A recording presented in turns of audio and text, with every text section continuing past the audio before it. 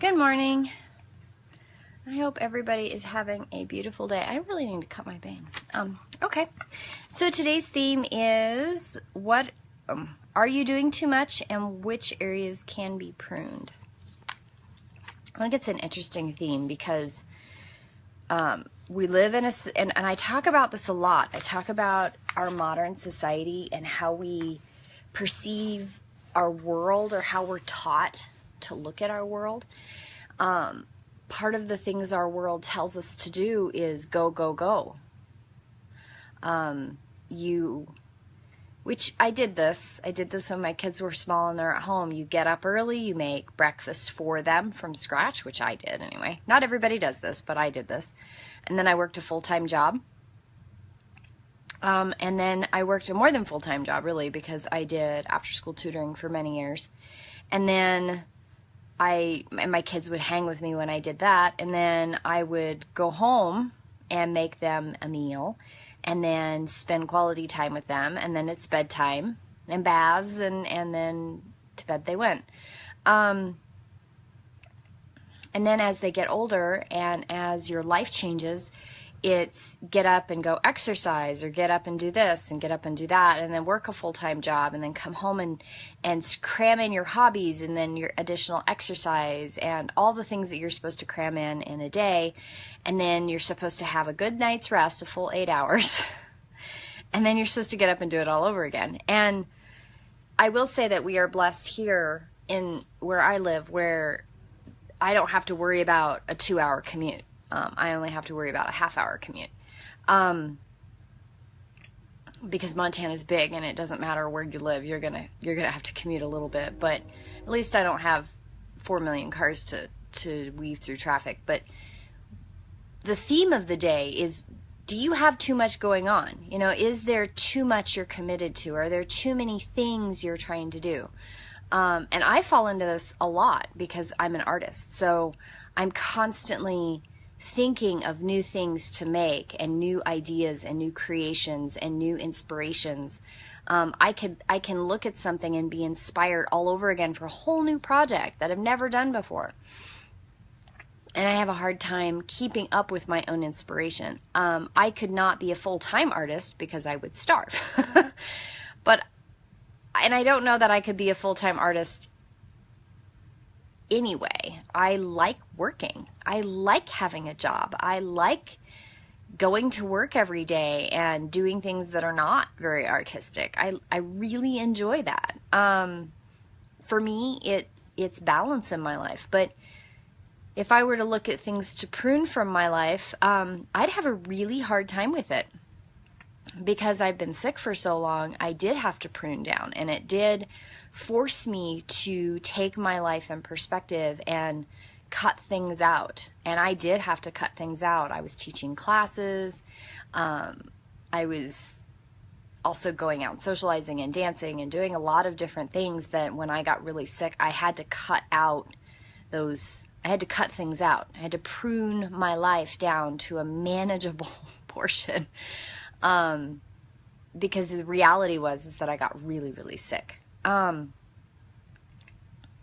You know, it's interesting when you look at your life and you look at all of the things you commit yourself to do. There's a really good piece of advice that you hear a lot, which is when you commit to something, make sure that you can really follow through with it. You know, people have asked me, can you help me make garb? Can you help me do this? Can you help me do that? And I say yes a lot, but I say yes with a caveat. I have rules and I have guidelines that go with those yeses. And it's not because I'm a roaring bitch about it. I'm not. The reason that I create boundaries for the things that I do in my life is because I am insanely susceptible to overcommitment.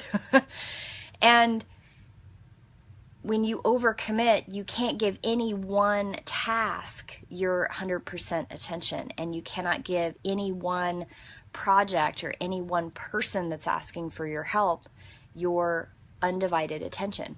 So it's really important that when you look at your life and you look at the things that are going well and you look at the things that serve you well in your life, if you need to prune something out, if you need to create boundaries and you need to say, okay, you know, I can still help people make things, but my rules and my guidelines have changed over time because I realized that I was overcommitting. I needed to prune down my commitments.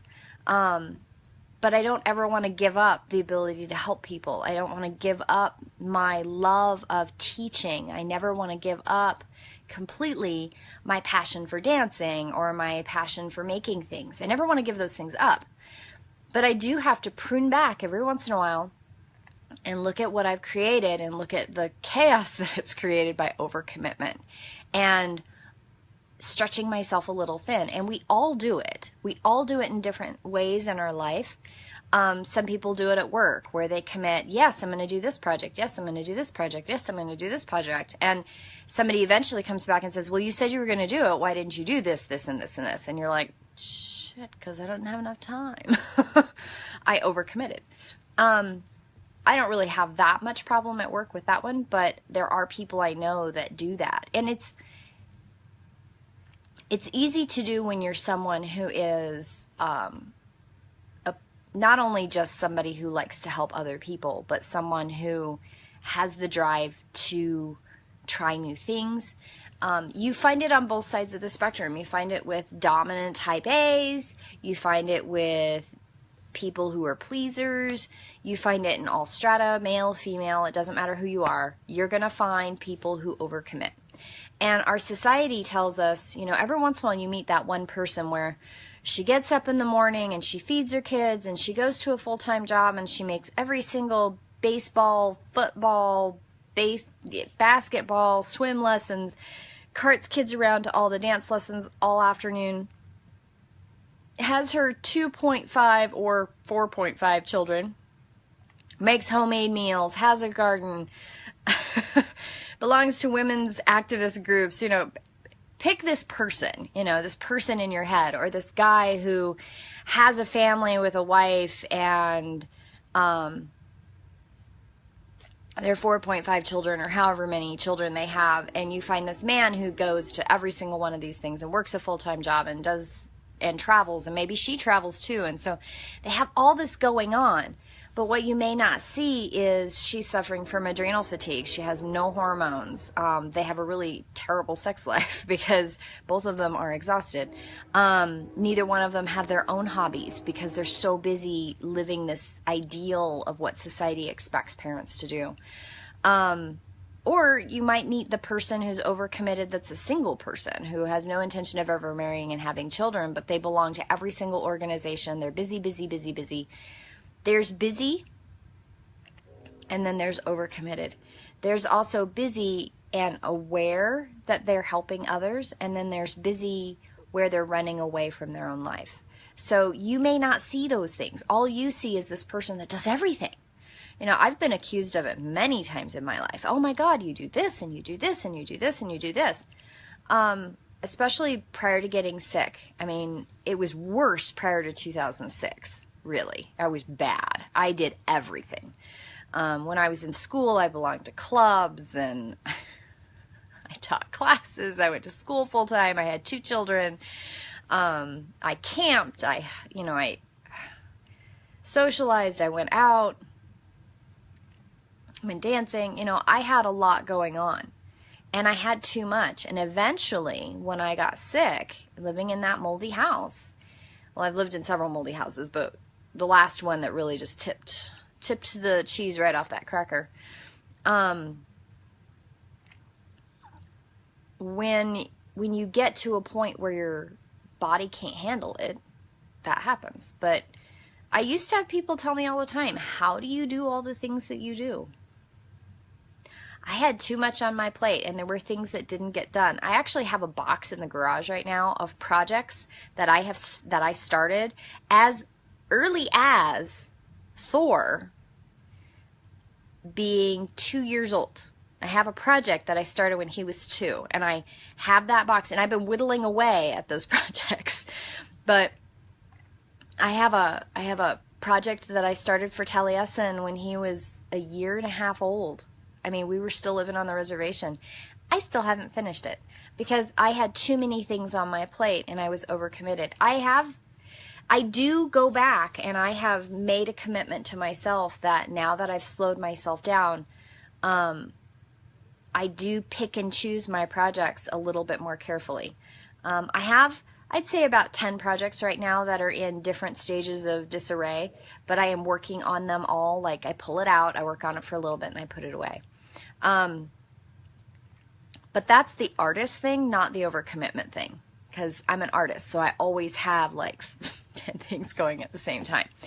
And I know that that's how I work. I know that that is part of my artistry. But a lot of overcommitment is committing to a deadline of something and then being overcommitted and not being able to follow through with it. I actually did that last year. I committed to a project with a specific deadline of this summer. I probably would have been fine if I hadn't gotten sick from that moldy building at 12th night in January. I probably would have been fine, but I wasn't fine, and I got really, really sick, and I was unable to complete that project with that timeline.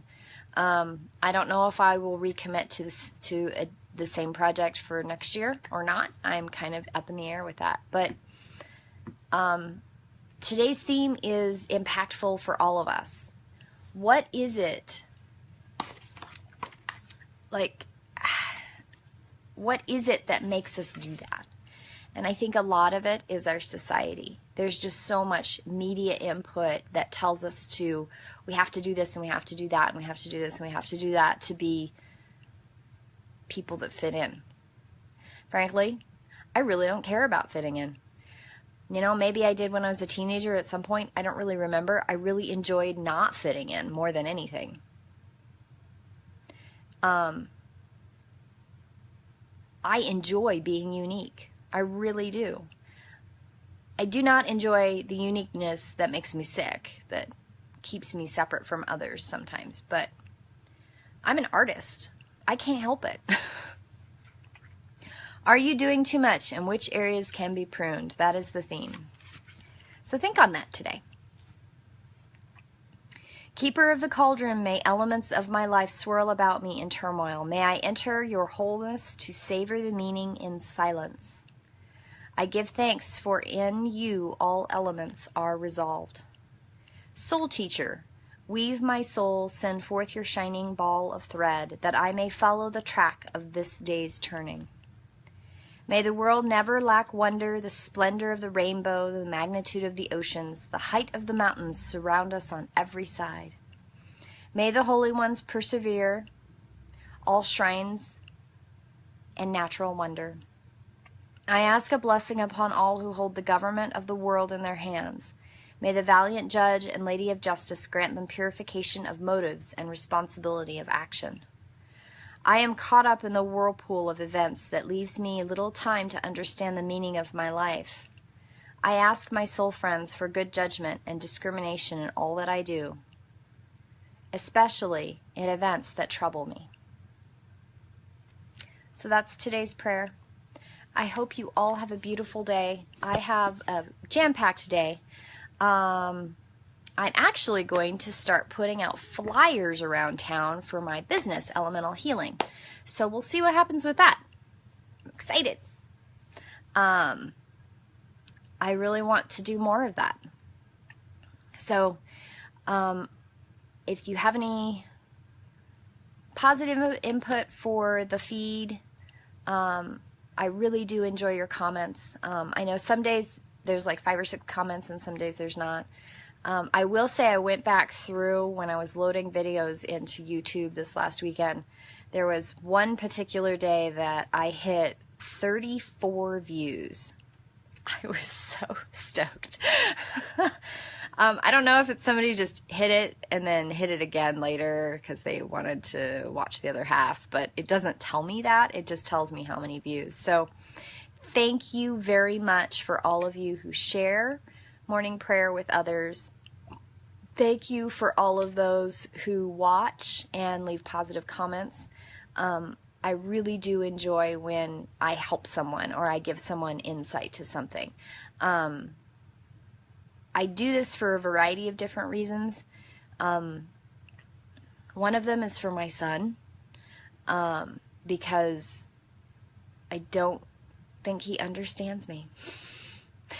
And I want him to have the ability to, if he chooses, to watch these.